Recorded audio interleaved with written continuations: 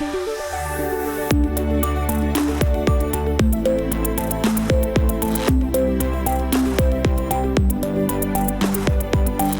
is the Future of Automotive with Steve Greenfield.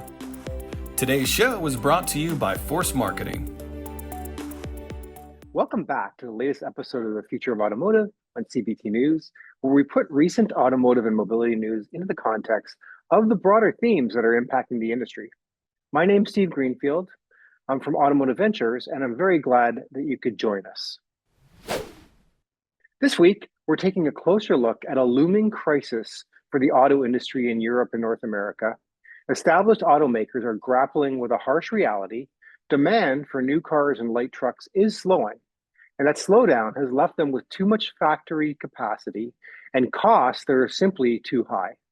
At the very same time, new competitors, many of them based in China, are producing cars at about 1/3 of the cost. And in today's market, where price sensitivity is growing, that's an enormous advantage. A recent analysis by the Boston Consulting Group, or BCG, breaks down the numbers. They found that these new companies, firms like, for example, BYD, benefit from simpler designs, often all-electric models, newer factories, and a far greater reliance on automation. The result is production costs that are dramatically lower. In some cases, the cost difference in manufacturing alone is as high as 60 to 75%. Global demand for cars isn't going to bail anyone out here either. It's expected to grow just 1 to 1.5% a year through 2035. Meanwhile, China's automakers are expanding aggressively at the same time. BYD sales have nearly tripled in the last 5 years.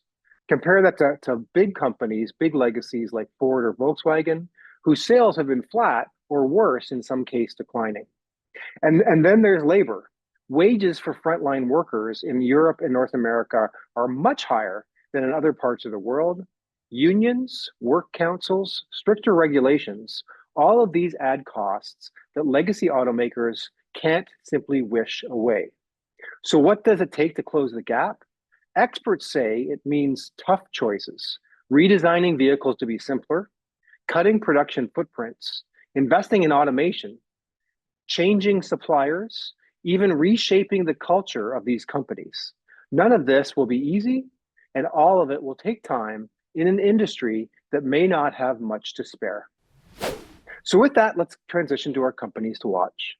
Every week, we highlight an interesting company in the automotive technology space to keep an eye on.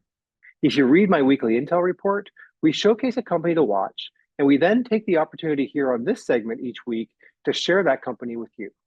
Today, our new company to watch is called Spark. Spark optimizes automotive dealership business development centers, or BDCs, with AI-powered, data-driven, and actionable coaching. No more missed opportunities from poor objection handling. Spark parses through call recording data to serve reps the talk tracks they need to overcome likely objections. Spark serves BDC reps insights on their peers' winning talk tracks while optimizing the approach most likely to result in an appointment based on a prospect vehicle, service needs, special offers, and persona. Spark finally closes the feedback loop on coaching, measuring 1, the coaching prompt your reps receive, 2, if they've taken the feedback given, and 3, the outcomes it impacted on live calls. If you'd like to learn more about Spark, you can check them out at www.sparkserve.com. So that's it for this week's Future of Automotive segment. If you're an auto tech entrepreneur working on a solution that helps car dealerships, we want to hear from you. We are actively investing out of our dealer fund. Don't forget to check out my first book, The Future of Automotive Retail, and my new book, The Future of Mobility, both of which are available on Amazon. Thanks as always for your ongoing support and for tuning in to CBT News for this week's Future of Automotive segment, and we'll see you next week.